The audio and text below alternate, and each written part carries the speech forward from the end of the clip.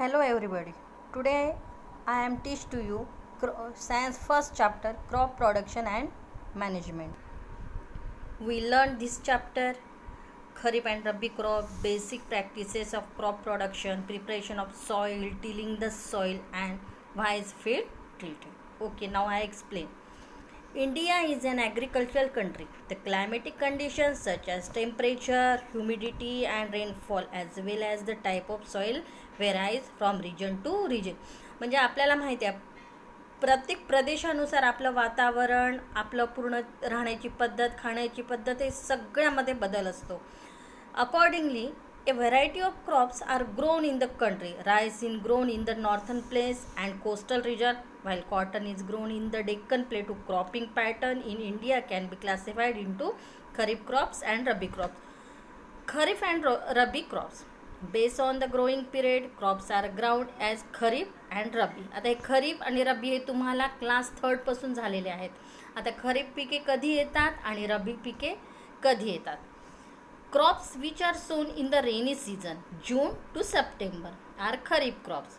Paddy, maize and groundnut are Kharif crops. Crops that are grown in winter, October to March, are known as the Rabi crops. म्हणजे काय आता ऑक्टोबरपासून मार्चपर्यंत means hardly दिवाळीपासून जे नंतर येतात ते कोणते राहतात तुमचे रबी राहतात आणि जे तुम्हाला जूनपासून सप्टेंबरपर्यंतमध्ये जे राहतात ते कोणते राहते खरीप राहतात. ओके, रबीमध्ये कोणते येतात wheat, mustard, gram, linseed and pea are rabi crops. Basic practices of crop production. आता farmers undertake several agriculture activities to cultivate crops they are. आता जेव्हा त्यांचे क्रॉप करायला सुरुवात होते पिके वाढण्यासाठी, ते कशी व्यवस्थित राहील, त्यांना कीड वगैरे काय नाही राहत त्याच्यासाठी ते प्रत्येक याच्यासाठी काहीतरी त्यांची व्यवस्थापना असते. मग ती आपण बघूया. प्रिपरेशन ऑफ सॉइल, टिलिंग और प्लगिंग, सोइंग ऑफ सीड और preparing seedlings in a nursery, irrigation, adding manure and chemical fertilizers to the field, protecting the crops from weeds, pest control, harvesting and storage. हे सगळं काय आहे म्हणजे त्यांची पिकांची वाढ व्यवस्थित व्हावी आणि ते पीक त्यांना काही कीटक वगैरे काही लागू नये वगैरे त्याच्यासाठी ही सगळी. Preparation of soil. It is the last week of May. Saran and Hina are on the way to their field with their bullocks and plug.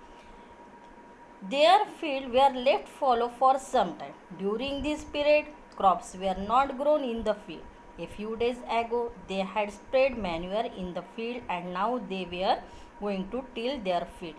Just before the rain, they are preparing the field to grow a crop. आता जर तुम्ही नुसते पिके टाकली आणि काहीच केलं नाही त्याला तर ते वाढतील का? त्याला पाणी वगैरे लागेल ना. जेव्हा पाणी पडेल परत तुम्ही याला खत टाकावं लागेल, काहीतरी सगळं करावं लागेल ना त्याच्याशिवाय कसं. Tilling the soil. टिलिंग और ploughing is the first step and one of the most important activity in crop production. Tilling is done with a plough. A plough is made of wood and iron. During tilling a wood bar is fastened to the necks of the bullocks. A plug is fixed on bar in such a way that it remains between the two bullocks. The farmer then directs the bullocks in the field and keeps the plug pressed into the soil with the help of a handle to till the field. आता तुम्ही बघितलेलं आहे का शेतामध्ये कधी गेलेले आहेत? शेतामध्ये नांगरणी वगैरे कशी होती?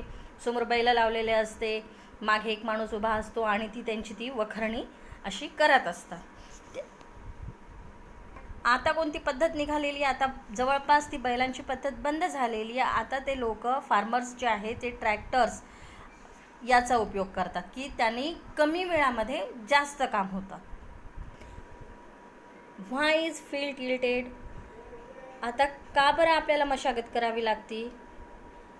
Because tilling uproot and kills unwanted plants called weeds that have grown in the field. Weeds are wild herbs that harm crop plant.